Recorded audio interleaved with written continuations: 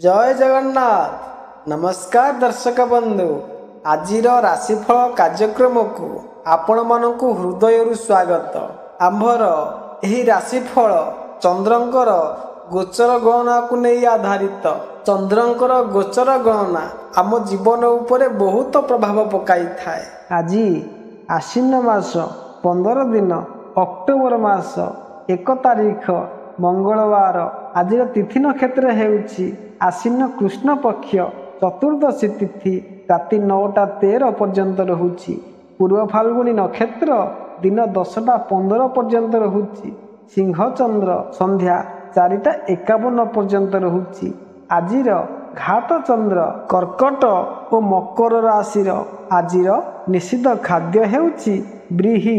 राति 9:13 पर आमिष भोजन निषेध। आजिर शुभ बेला हेउछि प्रातरु दिबा 6:27 मध्य, पुणी दिबा 7:15 पर 11:15 मध्य। एथिला आज दिन विषय रे आसंतु जानिबा समस्त 12टी राशिर राशिफल विषय रे। प्रथमे जानिबा मेष राशि विषय रे।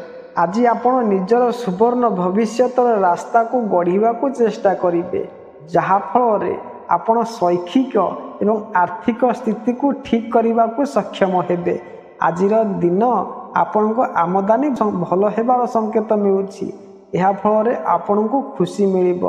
प्रेम संबंध रे साथीर मन को छुईला भली कथा होई पारे, किंतु पुंजी निवेश करिबारे असुविधा होई पारे। व्यवसाय तथा अन्य क्षेत्र रे आजिर दिन आपण को पई लाभप्रद अटे। विवाह इच्छुक मानकर विवाह प्रश्नर निराकरण आसिबो। यात्रा करिवे तथा मित्र मानक ठारू उपहार आदि मिलिबो। मध्याह्न परे प्रत्येक कार्य किछि सावधान रहिबाको आवश्यक अटे। व्यवसाय कार्य रे सरकारी प्रभाव आपणक उपरे बढ़ी पारे। अधिक श्रम करिबा उपरे मध्य कम फल प्राप्ति हेबो। आध्यात्मिकता प्रति आकर्षण रहिबो। एथिला मेष राशि विषय रे। आसंतु जानिबा वृष राशि विषय रे। अर्थ आदाय यात्रा पाई आजिर दिनटी भल अटे। व्यापार संबंधित कार्यगुड़िक पाई लाभदायी दिवस अटे। घरे शुभ प्रसंगर आयोजक हेबो। शेयर बा सट्टारे आर्थिक लाभ हेबो। पत्नीकर स्वास्थ्य को नहीं करी चिंतार रही पारंती। आज आपण व्यापारिक एवं कार्मिक जीवन रे उच्च स्तरीय सफलता को गढ़ी पारिबे। आपणको काम रे भल वृद्धि हेबो।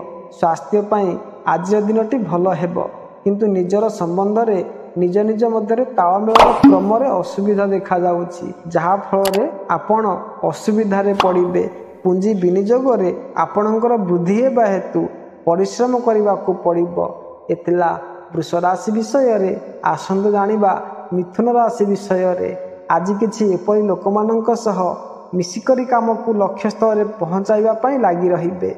स्वास्थ्य पाई आजिर दिनटी अधिक भल हेबो नाही, जहा फल रे आपण को असुविधा होई पारे। कौनसी वृद्ध व्यक्तिंकर सहयोग प्राप्त हेबो। अनुकूलता एवं प्रतिकूलता रे मिलामिशार आज दिनटी रहिबो। व्यवसाय रे आपण नुआ विचारधारा प्रयोग करिवे। आलस्य एवं व्यग्रता बढ़िबो। एथिपाई स्वास्थ्य प्रति ध्यान देबे। शत्रु मानक सहित वाद विवाद रे पड़ंतु नाही। अग्नि जल एवं अकस्मात रे सावधान रुहंतु। व्यापारी मानक धनर देवा नेबारे एवं यात्रा करिबारे लाभदायक हेबो। व्यवसाय रे पदोन्नति हेबो। शिशुंकर प्रगति रे मन उपरे प्रसन्नता रहिबो। गृहस्थ जीवन आनंदपूर्वक बीतिबो। एथिला मिथुन राशि विषय रे। आसंतु जानिबा कर्कट राशि विषय रे। नकारात्मक विचार को मनरु दूर करिबा पई उपदेश। खाइबा पीबारे ध्यान रखिबे। वाहन चलाइबा समय रे अनिष्ट घटना न हेउ यार ध्यान रखिबे। आकस्मिक धन खर्च हेबो। कौनसी कारणवशत बाहर को यात्रा करि पारंती। मध्याह्न परे बौद्धिक प्रवृत्ति गुड़िकर चर्चा करिवे। मानसिक रूप से असुस्थ रहिबे। संतान मानकर पाई मानसिक व्यग्रता रहिबो। धन खर्च अधिक न हेउ यार ध्यान रखिबे। आज आपण कौनसी संपत्ति बिक्रीर काम को अंतिम रूप देबा को लागि पारंती। एही काम रे आपण को निजर घरर लोकमानक मध्य साथ मिलिबो, जहा फल आपण खुशी हेबे। अवश्य संबंध रे तांको सहित किछिटा परिवर्तन आसी पारे, जहा फल रे आपण चिंतित हेबे। आज चाकरी विषय रे ଆପଣଙ୍କୁ ବାହାରକୁ ଯିବାକୁ ପଡ଼ିପାରେ। ଏ ଥିଲା କର୍କଟ ରାଶି ବିଷୟରେ। ଆସନ୍ତୁ ଜାଣିବା ସିଂହ ରାଶି ବିଷୟରେ। ଆଜି ଆପଣ ନିଜର କାମର ଭଲ କରିବା ପାଇଁ ତଥା ବୃଦ୍ଧି କରିବା ଉପରେ ଧ୍ୟାନ ଦେବେ, ଯେପରିକି ଆସୁଥିବା ସମୟରେ ଆପଣଙ୍କୁ ଭଲ ଲାଭ ହେବ। ଆପଣ ଗୋଟିଏ ପରେ ଗୋଟିଏ କାମ ସମ୍ପୂର୍ଣ୍ଣ କରିବାକୁ ଲାଗିବେ। ସ୍ୱାସ୍ଥ୍ୟ ପାଇଁ ଆଜିର ଦିନଟି ଭଲ ହେବ। ଘର ପରିବାରରେ ହସ ଖୁସିର ସମୟ ଆସିବ, କିନ୍ତୁ ଋଣ ପଇଠ କରିବାରେ ଆପଣ ଚିନ୍ତିତ ହେବେ। ସ୍ୱାଦିଷ୍ଟ ଏବଂ ଉତ୍ତମ ଭୋଜନ, ସୁନ୍ଦର ବସ୍ତ୍ର ଏବଂ ବିପରୀତ ଲିଙ୍ଗ ବ୍ୟକ୍ତିମାନଙ୍କ ସହିତ ଆପଣ ପ୍ରସନ୍ନ ରହିବେ। ଆପଣଙ୍କ ଆର୍ଥିକ ବିଷୟ ସୁଦୃଢ଼ ହେବାରେ ପ୍ରବଳ ଯୋଗ ରହିଛି। ବିଚାରରେ ନିର୍ଣ୍ଣୟ ନେବାରେ ସମ୍ପୂର୍ଣ୍ଣ ହୋଇପାରିବେ ନାହିଁ। ଅଚାନକ ଧନ ଖର୍ଚ୍ଚ ହେବ। ଭାଗିଦାରୀମାନଙ୍କ ସହିତ ଆନ୍ତରିକ ମତଭେଦ ବଢ଼ିବ। ଚାକିରି ଧନ୍ଦାରେ ପରିସ୍ଥିତି ଅନୁକୂଳ ରହିବ। କ୍ରୋଧକୁ ନିୟନ୍ତ୍ରଣରେ ରଖିବାକୁ ପଡ଼ିବ। ନୂଆ କାମର ପ୍ରାରମ୍ଭ କରନ୍ତୁ ନାହିଁ। ଏ ଥିଲା ସିଂହ ରାଶି ବିଷୟରେ। ଆସନ୍ତୁ ଜାଣିବା କନ୍ୟା ରାଶି ବିଷୟରେ। ଆପଣଙ୍କ ବ୍ୟାପାରର ବିସ୍ତାର ହେବ। ବ୍ୟବସାୟରେ ଧନ ସମ୍ବନ୍ଧିତ ଆୟୋଜନ ମଧ୍ୟ କରିପାରିବେ। ଉଚିତ କାରଣ ପାଇଁ ଧନ ଖର୍ଚ୍ଚ ହେବ। ବିଦେଶ ସ୍ଥିତ ବ୍ୟବସାୟୀଜନମାନଙ୍କର ଲାଭ ହେବାର ସମ୍ଭାବନା ଅଛି। ଆପଣଙ୍କର ବୁଦ୍ଧି ହେବାରୁ ଧନର ମାମଲାରେ ହାତ ଖୋଲା ରହିବ। ପ୍ରବଳ ଲାଭର ମଧ୍ୟ ଯୋଗ ଅଛି। ତଥାପି ମଧ୍ୟ ବିଚାରରେ ଅନିର୍ଣ୍ଣାୟକ ପରିସ୍ଥିତି ରହିବ। ଯାତ୍ରା ହେବ। ଆକସ୍ମିକ ଧନ ଖର୍ଚ୍ଚ ହେବ। ଭାଗିଦାରୀମାନଙ୍କ ସହିତ ଆନ୍ତରିକ ମତଭେଦ ରହିବ। ତଥାପି ମଧ୍ୟ ପରିସ୍ଥିତି ଅନୁକୂଳ ରହିବ। କ୍ରୋଧ ଉପରେ ନିୟନ୍ତ୍ରଣ ରଖିବେ। ନୂଆ କାର୍ଯ୍ୟର ପ୍ରାରମ୍ଭ ଆଜି ଦିନରେ କରନ୍ତୁ ନାହିଁ। ଆଜି ଆପଣ ନିଜର କଥାକୁ ପ୍ରମୁଖ ରୂପେ କହିବାକୁ ଲାଗିବେ, ଯାହାଫଳରେ ସବୁ ଲୋକ ତାକୁ ବୁଝିପାରିବେ।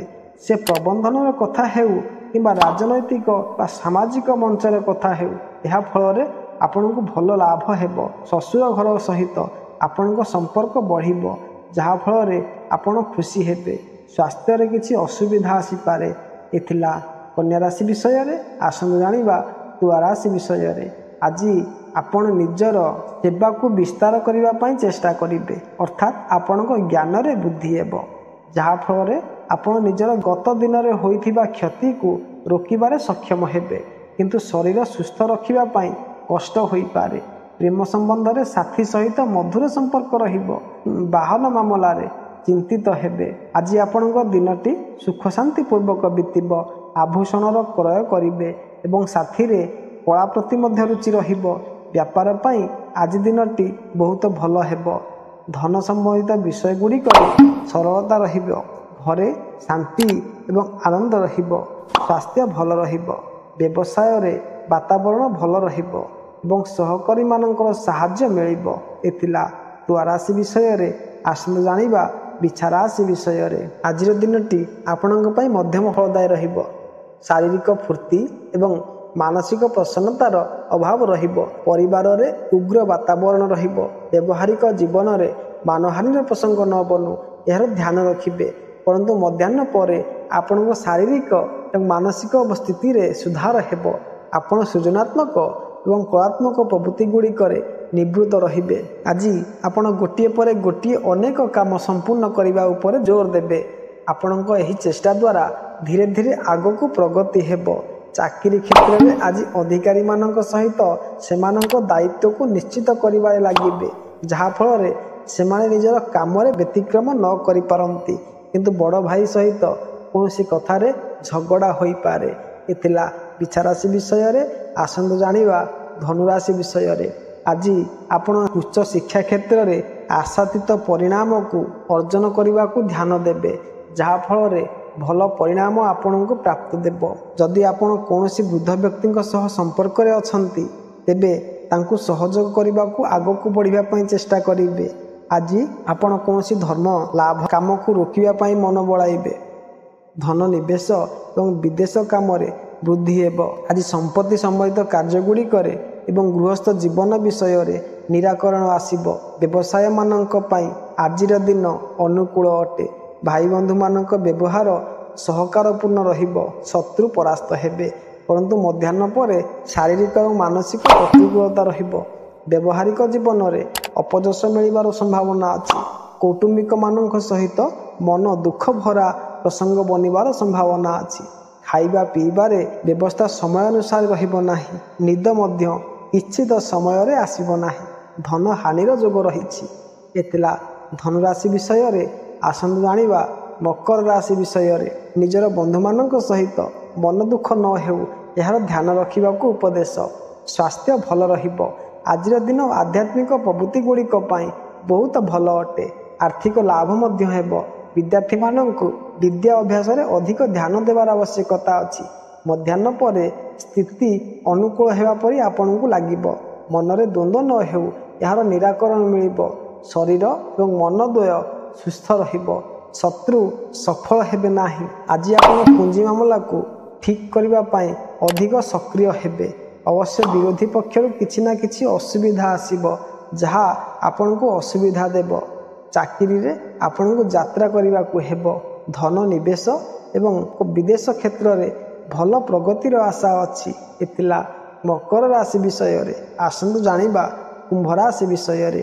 ଆଜି ଆପଣ ନିଜର ଘରର ଖୁସି ବୃଦ୍ଧି ପାଇଁ ଅଧିକ ଧ୍ୟାନ ଦେବେ। ଆପଣଙ୍କର ଏହି ଚେଷ୍ଟା ବହୁତ ସଫଳ ହେବ, ଯାହାଫଳରେ ଆପଣ ଖୁସି ହେବେ। ଯଦି ଆପଣ ବିବାହର ଯୋଗ୍ୟ, ତେବେ ଆଜି ଆପଣଙ୍କୁ ଅନୁକୂଳ ଜୀବନସାଥୀ ପ୍ରାପ୍ତ ହେବାର ସ୍ଥିତି ବନୁଛି। ବ୍ୟାପାର କରିବା ପାଇଁ ଆପଣଙ୍କୁ ଦୂର ସ୍ଥାନକୁ ଯାତ୍ରା କରିବାକୁ ପଡ଼ିପାରେ। ଆପଣଙ୍କର ଧାର୍ମିକ ଏବଂ ଆଧ୍ୟାତ୍ମିକ ପ୍ରବୃତ୍ତି ଗୁଡ଼ିକରେ ଆଜି ବୃଦ୍ଧି ହେବ। ବ୍ୟବସାୟ ଏବଂ ବ୍ୟାପାର ମଧ୍ୟ ବାତାବରଣ ଅନୁକୂଳ ରହିବ। ଆପଣଙ୍କର ପ୍ରତ୍ୟେକ କାର୍ଯ୍ୟ ସରଳତାରେ ପୂର୍ଣ୍ଣ ହେବ। ଜୀବନରେ ମଧ୍ୟ ଆନନ୍ଦର ମାତ୍ରା ବଢ଼ିବ। ତଥାପି ମଧ୍ୟ ମଧ୍ୟାହ୍ନ ପରେ ଆପଣଙ୍କର ବିଚାରରେ ନକାରାତ୍ମକ ଭାବରେ ବୃଦ୍ଧି ହେବ। ଏହି ହତାଶା ମଧ୍ୟ ବଢ଼ିପାରେ। ସେୟାର ବା ସଟ୍ଟାରେ ପୁଞ୍ଜିନିବେଶ କରିବେ। ଏଥିଲା କୁମ୍ଭ ରାଶି ବିଷୟରେ। ଆସନ୍ତୁ ଜାଣିବା ମୀନ ରାଶି ବିଷୟରେ।